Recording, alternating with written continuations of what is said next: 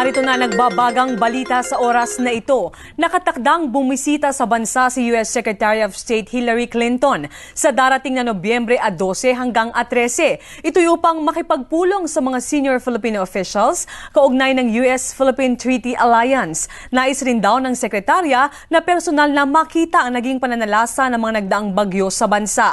Bago ito, dadalo si Clinton kasama si U.S. President Barack Obama sa gaganapin na Asia-Pacific Economic Cooperation o APEC sa Singapore. Kaugnay ng U.S.-Philippine Treaty Alliance, nais rin daw ng sekretarya na personal na makita ang naging pananalasa ng mga nagdaang bagyo sa bansa. Bago ito, dadalo si Clinton kasama si U.S. President Barack Obama sa gaganapin na Asia-Pacific Economic Cooperation o APEC sa Singapore. Kaugnay ng U.S.-Philippine Treaty Alliance, nais rin daw ng sekretarya na personal na makita ang naging pananalasa ng mga nagdaang bagyo sa bansa. Bago ito, dadalo si Clinton kasama si U.S. President Barack Obama sa gaganapin na Asia-Pacific Economic Cooperation o APEC sa Singapore. Kaugnay ng U.S.-Philippine Treaty Alliance, nais rin daw ng sekretarya na personal na makita ang naging pananalasa ng mga nagdaang bagyo sa bansa. Bago ito, dadalo si Clinton kasama si U.S. President Barack Obama sa gaganapin na Asia-Pacific Economic Cooperation o APEC sa Singapore. Kaugnay ng U.S.-Philippine Treaty Alliance, nais rin daw ng sekretarya na personal na makita ang naging pananalasa ng mga nagdaang bagyo sa bansa.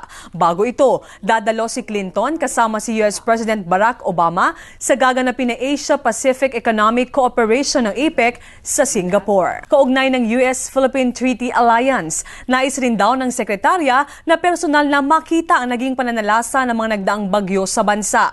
Bago ito, dadalo si Clinton kasama si U.S. President Barack Obama sa gaganapin na Asia-Pacific Economic Cooperation o APEC sa Singapore. Kaugnay ng U.S.-Philippine Treaty Alliance, nais rin daw ng sekretarya na personal na makita ang naging pananalasa ng mga nagdaang bagyo sa bansa. Bago ito, dadalo si Clinton kasama si U.S. President Barack Obama sa gaganapin na Asia-Pacific Economic Cooperation o APEC sa Singapore. Kaugnay ng U.S.-Philippine Treaty Alliance, nais rin daw ng sekretarya na personal na makita ang naging pananalasa ng mga nagdaang bagyo sa bansa.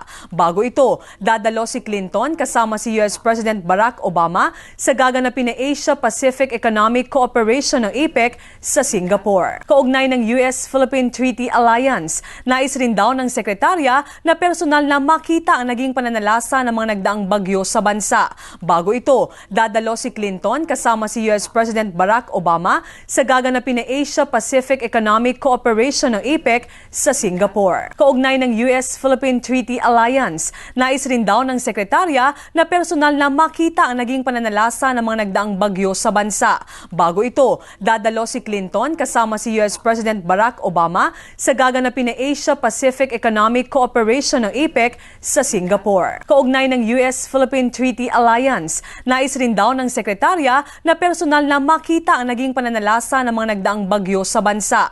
Bago ito, dadalo si Clinton kasama si U.S. President Barack Obama sa gaganapin na Asia-Pacific Economic Cooperation o APEC sa Singapore. Kaugnay ng U.S.-Philippine Treaty Alliance, nais rin daw ng sekretarya na personal na makita ang naging pananalasa ng mga nagdaang bagyo sa bansa. Bago ito, dadalo si Clinton kasama si U.S. President Barack Obama sa gaganapin na Asia-Pacific Economic Cooperation o APEC sa Singapore. Kaugnay ng U.S.-Philippine Treaty Alliance, nais rin daw ng sekretarya na personal na makita ang naging pananalasa ng mga nagdaang bagyo sa bansa. Bago ito, dadalo si Clinton kasama si U.S. President Barack Obama sa gaganapin na Asia-Pacific Economic Cooperation o APEC sa Singapore. Kaugnay ng U.S.-Philippine Treaty Alliance, nais rin daw ng sekretarya na personal na makita ang naging pananalasa ng mga nagdaang bagyo sa bansa. Bago ito, dadalo si Clinton kasama si U.S. President Barack Obama sa gaganapin na Asia